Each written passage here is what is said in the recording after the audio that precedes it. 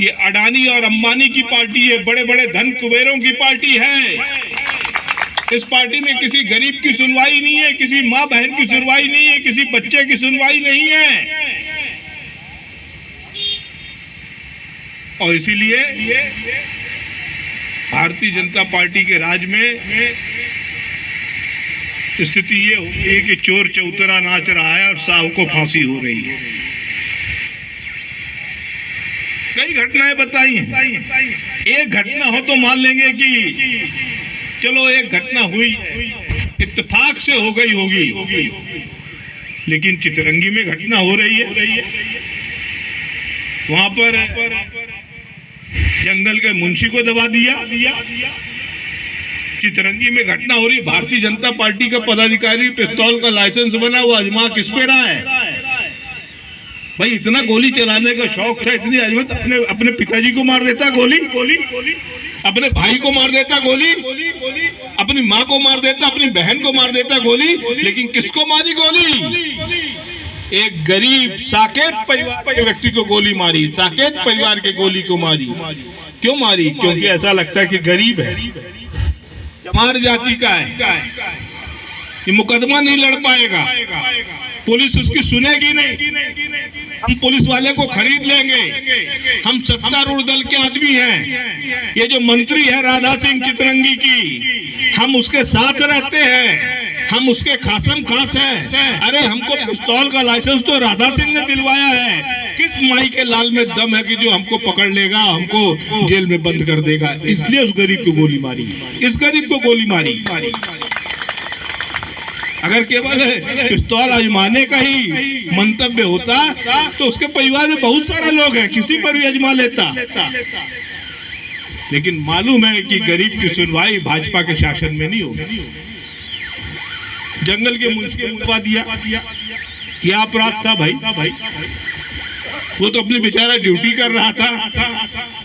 अगर जंगल के मुंशी को दबा के इतना ही शौक है सरकार को दबाने का, सरकारी कर्मचारियों को दबाने का, तो कलेक्टर को दबाओ ना, ट्रैक्टर के नीचे, एसपी को दबाओ ना ट्रैक्टर के नीचे, मान जाएंगे कि मर्द हो, मान जाएंगे कि हिम्मत है।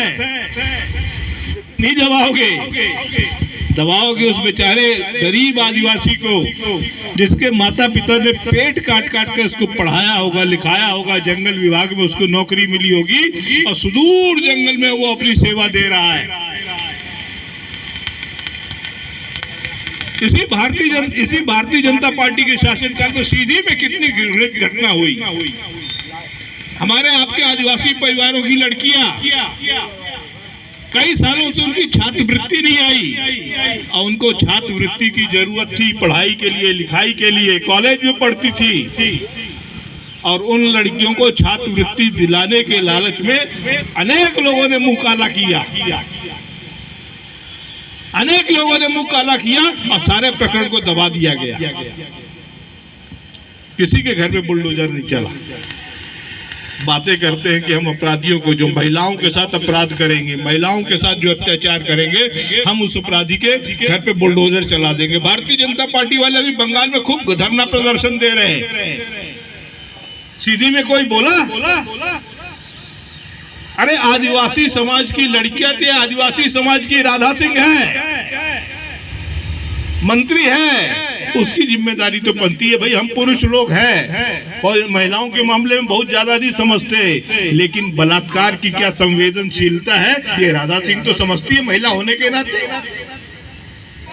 उसको तो बोलना चाहिए, उसको तो आवाज उठानी चाहिए, उसको मंत्रिमंडल में आवाज उठानी चाहिए, मुख्यमंत्री का गला पकड़कर झंझोड़ देना चाहिए। क्या उसके घर की भी अगर बेटी होती तो ऐसी चुप बैठी रहती है वो कि मैं भाजपा सरकार की मंत्री हूं तो भाजपा के खिलाफ कैसे बोलूं? रीति पाठक आपने इतने दिनों तक सांसद बना के रखा, विधायक है सीधी से, सीधी की घटना है, मुख्यालय की विधायक है, महिला है, वो नहीं बोल सकती क्या? लेकिन नहीं बोला।